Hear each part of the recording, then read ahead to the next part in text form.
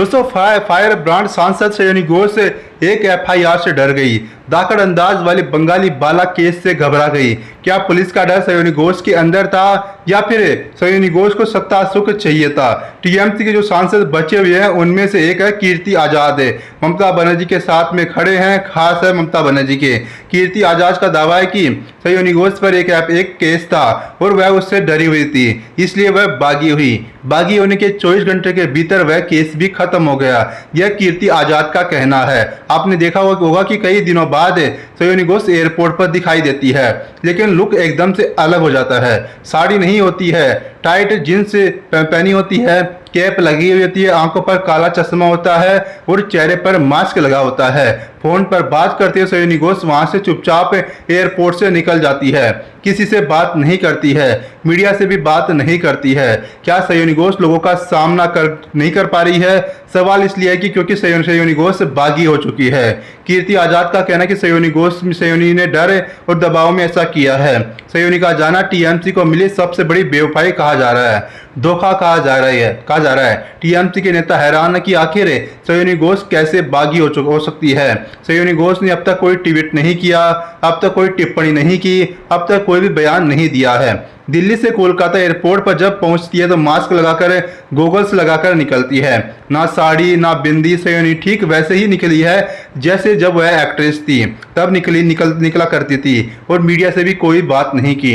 अब सयोनी घोष के जाने पर टीएमसी के सांसद कई तरह की बातें कह रहे हैं, क्योंकि सयोनी घोष का जाना टीएमसी को समझ में नहीं आ रहा है कि आखिर सयोनी घोष ने ऐसा क्यों किया। ममता बनर्जी के खास और टीएमसी के सांसद कीर्ति आजाद ने इंटरव्यू में इस बात को कहा कि जो भी लोग बागी हो रहे हैं, जो भी साथ छोड़ करके जा रहे हैं, वह दबाव में ऐसा कर रहे हैं। सयोनी का नाम आते ही कीर्ति आजाद ने कहा कि उनका क्या ही कहे, उनका केस ही 24 घंटे में हट गया और वह डर में है, उन पर दबाव है। इससे पहले टीएमसी के सांसद महुआ मोइत्रा ने भी इस बात को कहा था कि सयोनी की जगह कोई और साथ छोड़ता तो उन्हें कोई इतनी तकलीफ नहीं होती, और यह भी कहा कि ऐसे लोगों को मेरी सलाह कि वे अपने डर पर काबू पाए, बिना इसके कुछ भी हासिल कर पाना मुश्किल है। महुआ मोइत्रा ने कहा कि शायद यह सब यानी कि पाला बदलने वाली घटना, डर या फिर कुछ और बातों का मिला जुला असर हो सकता है।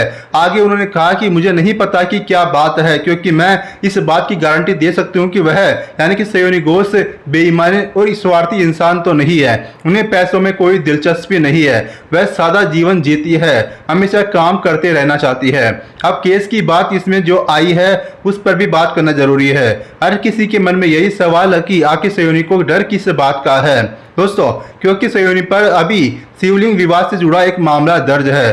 2015 में उनके अकाउंट से शिवलिंग पर कंडोम चढ़ाकर एक पोस्ट हुआ था। 2021 में एफआईआर दर्ज हुई और कई भाजपा नेताओं ने इसको लेकर भी शिकायत दर्ज करवाई थी। बंगाल चुनाव में भी सोशल मीडिया पर बार बार यह फोटो वायरल की गई और सयोनी ने कई बार कहा कि उस वक्त वह छोटी थी, ना समझती और उन्हें यह नहीं मालूम था कि इस तरीके से यह इतना फैल जाएगा। उन्होंने माफी भी मांगी थी। इसके अलावा ईडी केस, साथ ही शिक्षक भर्ती घोटाले में 2023 में सयोनी को समन मिला। जून जुलाई के बीच में उनसे 11 घंटे पूछताछ भी की गई, फिर बात खत्म हो गई।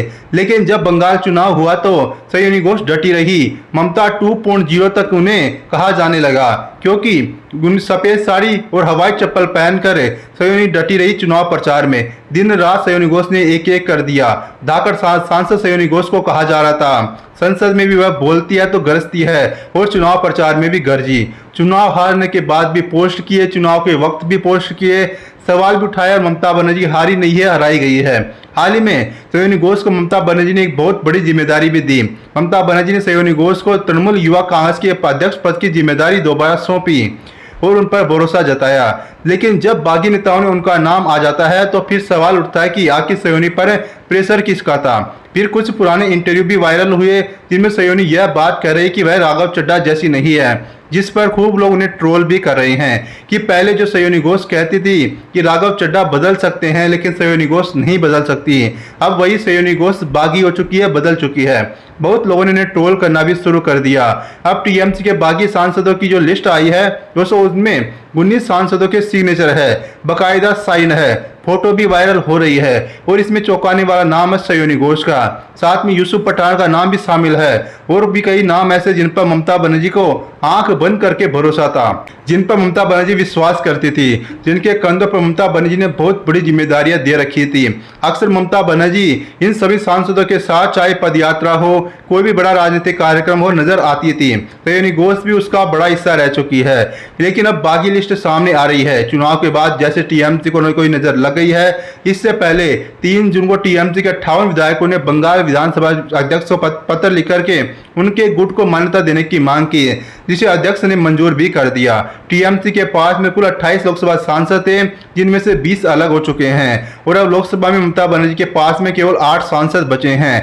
राज्यसभा की बात करें तो 13 में से 4 सांसद इस्तीफा दे चुके हैं, यानी कि सिर्फ 9 सांसद राज्यसभा में बचे हुए हैं। खैर, बात हम सयोनी घोष की कर रहे हैं, तो एक बार उन्हें इस बात पर करते हैं कि क्योंकि कीर्ति आजाद ने जो बात बोली है, सयोनी घोष डर में है, दबाव में है।